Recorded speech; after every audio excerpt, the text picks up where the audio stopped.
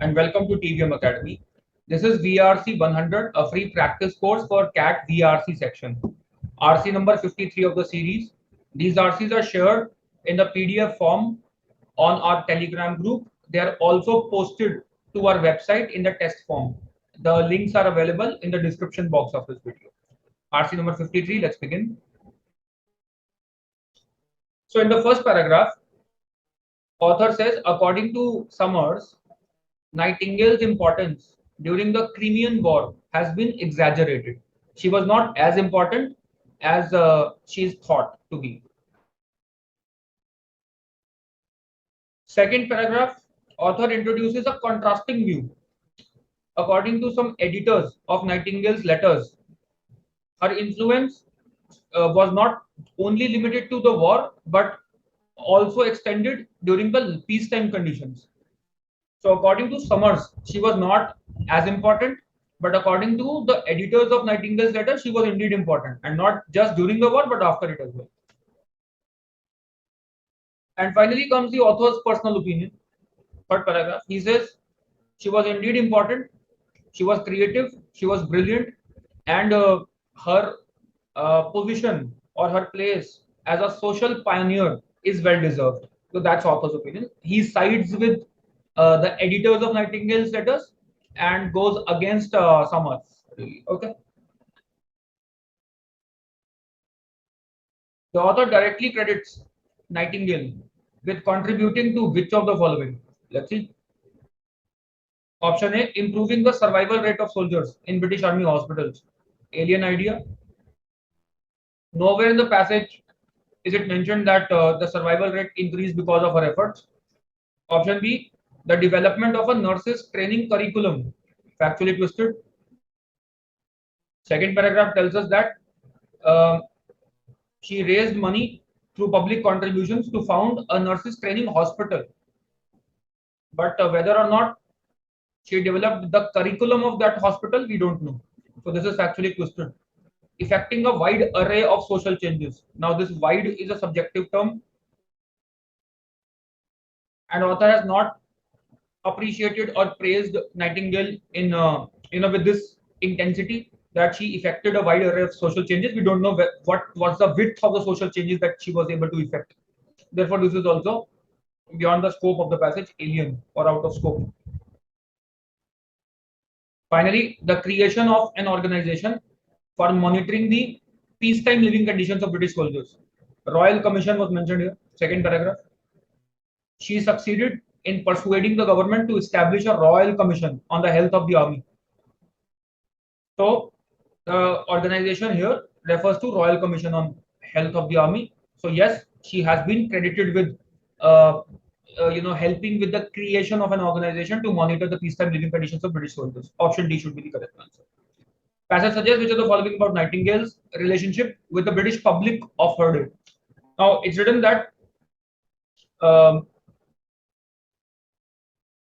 second paragraph, first line, editors of a new volume of Nightingale's letters view Nightingale as a person who significantly influenced not only her own age but also subsequent generations, which means she was highly venerated, yes, worshipped, and her projects received popular and governmental support. Popular support is clear because she influenced not only her own age but also subsequent generations. So she received popular support. Governmental support, we just read, she succeeded in persuading the government to establish a royal commission on the health of the army. So she also received governmental support. Option A could be the correct answer. She encountered resistance both from the army and from general public, contradictory to what the passage suggests. She was loved by both, maybe, and she worked before both. She was supported by some biographers but not by others. We know that Summers does not support her. Summers is a biographer. If we assume that she or he is writing about Nightingale's life, so he or she was a biographer. So she is not supported by some biographers. It is clear. But is she supported by others? Is she supported by some biographers? We don't know.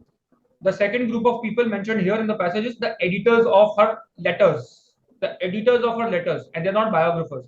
So this part, whether she was supported by some biographers or not, is alien to the discussion. She was supported by the military establishment, correct, but had to fight the government. Not really. She was able to persuade the government to establish a royal commission as well. So we don't know whether she had to fight the government, governmental bureaucracy, contradictory to what the passage suggests. Okay. Option A should be the correct answer. Passage suggests, which is the following, about sanitary conditions in Britain after the Crimean War. After the war. Okay. Second paragraph again. Uh, they highlight her ongoing effort to reform the sanitary conditions after the war. For example, and this is the example of the sanitary condition after the war. Therefore, when she learned that peacetime living conditions in British barracks were so horrible that the death rate of enlisted men are army men, people enlisted in the army. So the living conditions in the British barracks were so horrible that the death rate of enlisted men far exceeded that of the neighboring civilian populations. Then she succeeded in persuading the government to establish a royal commission on the health of the army. Okay. So what was true of the sanitary conditions in Britain after the Crimean War? After the Crimean War, they were especially abysmal in military barracks. Abysmal is very poor, very poor. The line that we just read clearly indicates that they were abysmally low or very poor in military barracks. That's correct. And they were especially low, yes, because the neighboring civilian populations were also better. The death rate was better there, but here, it was worse. Compared with the conditions before the war, they had deteriorated. There's no comparison between the conditions before the war and after. So this is alien. They were more advanced in rural areas than in the urban centers. No comparison between rural and urban. Again, alien. They were worse in military camps than in any civilian neighborhood. Now, this problematic word here is any. The comparison was made between neighboring civilian populations, British barracks, army barracks, and the neighboring civilian populations, not any civilian neighborhood. So this is also, please note, neighborhood does not mean just the neighboring populations. Neighborhood could be any center, any settlement could be called a neighborhood. So they were worse in military camps than in any civilian neighborhood is an exaggeration of the idea. Is an exaggeration of the idea. Factually twisted. So correct answer is A. All right. Question number 4. Which of the following statements regarding the differing interpretations of Nightingale's importance would the author most likely agree with? So what are the differing interpretations of Nightingale's importance? Summers thinks that she was not important, not as important, but the editors of her letters think that she was important. So author agrees with which part? Let's see. Option A, Summers misunderstood both the importance of Nightingale as Nightingale's achievements during the Crimean War. Yes, author would agree that Summers misunderstood because according to the author, also third paragraph, she was brilliant, she was creative, she was a social pioneer after all, and her position is well deserved, well earned. So Summers was wrong according to the author. This part is correct. Summers misunderstood both the importance of Nightingale's achievements during the Crimean War and her subsequent influence on British policy. Wait. Author does not talk about her influence on British policy. She was only able to persuade the government into creating one organization for monitoring the health of British soldiers. That's it. That does not mean she influenced the British policy in general. So policy part is overstated. Option A is unlikely to be the correct answer. Let's look for a better option. The editors of Nightingale's letters made some valid points. Author would agree that they have made some valid points about her practical achievements, but they still exaggerated her influence. No, this is contradictory. Author thinks that her influence, she was influential after all, and her influence or her importance has not been exaggerated. So this is contradictory. Although Summers' account of Nightingale's role in the Crimean War may have some substance, she ignored the evidence of Nightingale's subsequent achievement that suggests her reputation as an eminent social reformer is well deserved. Pretty much captures the last part, the conclusion of the paragraph. She was a social pioneer and she earned her position there. So although Summers' account may have some substance, she ignored the evidence. Author would agree that she ignored evidence which suggests that Nightingale was in fact important, influential, and well-deserving social pioneer. Okay. The editors of Nightingale's letters mistakenly propagated. Here itself it goes wrong. Author supports the editors of Nightingale's letters rather than object to them. Therefore, option D is contradictory. Last question. Which of the following is an assumption underlying the author's assessment of Nightingale's creativity? Okay. In the last paragraph, first line, author says Nightingale was both brilliant and creative. And then he gives example that when counseling a village schoolmaster to encourage children to use their faculties of observation, faculty is skill. Faculty is not only teacher, faculty, one meaning of the word faculty is also skill.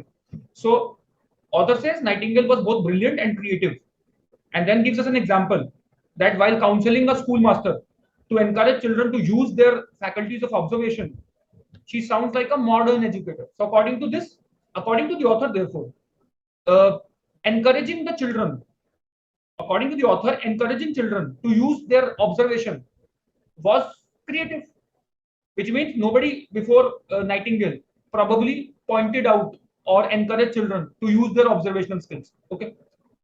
Educational philosophy in Nightingale's day did not normally emphasize developing children's ability to observe. Correct option A should be the correct answer.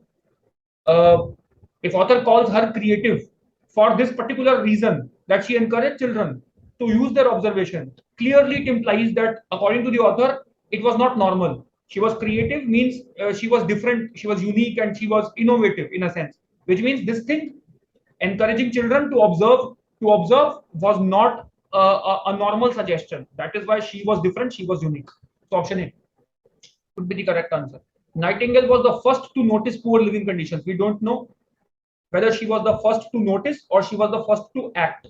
It is possible others also noticed, but they did not act, and she was the one who persuaded the government to form an organization, to monitor the living conditions of British soldiers.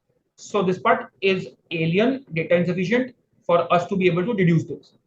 No educator before Nightingale had thought to enlist the help of village schoolmaster.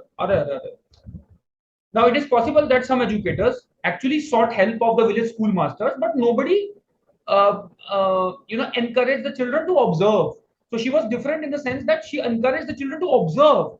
She counseled the schoolmaster to encourage children to observe. This was her difference, and not that she sought help. It was not unique. Probably others also might have sought help of the schoolmaster, but for different reasons or for different, goals. Okay. So this is also data insufficient. Until Nightingale began her work, there was no concept of organized help for the needy. Again, an extreme statement, extreme assertion, a far-fetched assumption. We don't know whether author is assuming this or not. He does not have to assume really, but he's definitely assuming that encouraging children to observe was creative, was different, which means A should be the correct answer. I hope you enjoyed this exercise, guys. Keep watching these videos, keep liking them, and keep sharing word about the TVM Academy. Also, we are in the middle of a weekend sale on our online live courses. So if you're interested in joining me, in live classes, in one of the two programs that we run, VARC Comprehensive, where we discuss concept lectures, we have practice sessions, and we have mock test series also, which will start in September. Everything is included. That's VARC Comprehensive Live. There's a 2,000 rupees discount right now, on VARC Comprehensive course. And second, VARC Booster program, VARC Booster Live, in which you will be given more than 50 VARC tests, and you will again get to discuss these tests with me in live online class. So if you're interested in one of these courses, we are in the middle of a weekend sale. You can visit the website, the link to which is present in the description box of this video, and register for one of these programs. Thank you very much. Until next time, bye-bye. Cheers to learning.